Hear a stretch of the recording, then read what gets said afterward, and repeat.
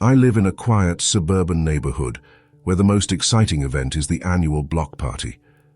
As a middle-aged software engineer, my life is a routine of work, home, and the occasional social gathering.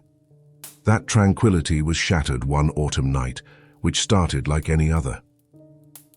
It was around 2 a.m. when I was jolted awake by a faint noise. At first I thought it was just the wind or a dream fading into reality, but then I heard it again. A soft creak, like floorboards complaining under cautious steps. My heart started to race. Someone was in my house. With a surge of adrenaline, I slipped out of bed, my mind racing with possibilities. Could it be a burglar? Why my house? I crept towards my bedroom door, every sense heightened.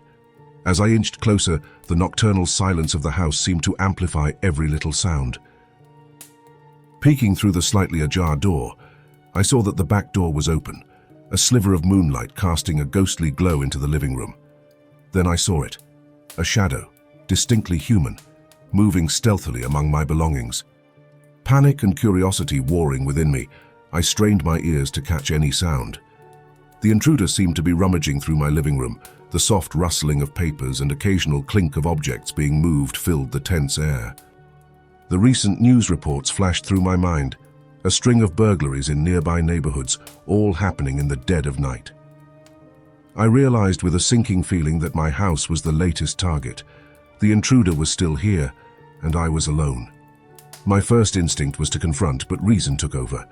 I needed to call the police, but my phone was downstairs. Moving with the utmost care, I decided to head back to my room, grab my secondary phone, and alert the authorities. Each step back felt like an eternity. Just as I reached the top of the stairs, a floorboard under my foot betrayed me with a loud creak. Frozen in terror, I realized the mistake I had made. The creak seemed to echo through the house, a clear announcement of my presence. I heard the rustling stop downstairs, replaced by a heavy, ominous silence. Then, the soft but distinct sound of footsteps began, each one a thunderous beat in the stillness of the night, coming closer. Panic took over. I darted into my bedroom, gently closing the door behind me. My mind raced for a hiding place, the closet. It was cliché, but it was my only option. I slipped inside, my breath shallow, trying to quiet the pounding of my heart. I dialed 911 on my secondary phone, whispering my address and situation. The operator's calm voice was a stark contrast to the chaos of fear in my mind.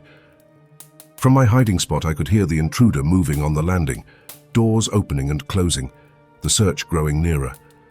My closet door seemed like the thinnest barrier between safety and danger. Then the distant sound of sirens pierced the night. The intruder paused. I could sense a shift in their movements, hurried, less cautious. The police were close, but would they arrive in time?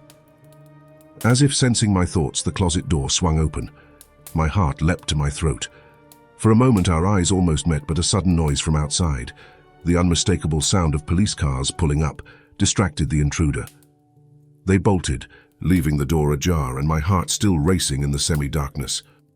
The aftermath was a blur of blue uniforms and flashing lights. The police swept through my house, securing the scene. They caught the intruder trying to scale the backyard fence. Relief washed over me, followed by a torrent of emotions: fear, anger, vulnerability. In the days that followed, I reflected on how the break-in had shattered my sense of security. I installed a security system, but the peace of mind it offered was superficial. The world felt different, more unpredictable. As I was finally settling back into a routine, I found something peculiar. A small, intricately carved wooden box, hidden behind a couch cushion. It wasn't mine. Curiosity piqued, I opened it. Inside was a cryptic note and an old, faded photograph of a place I couldn't recognize. The break-in, it seemed, was just the beginning of a much larger mystery.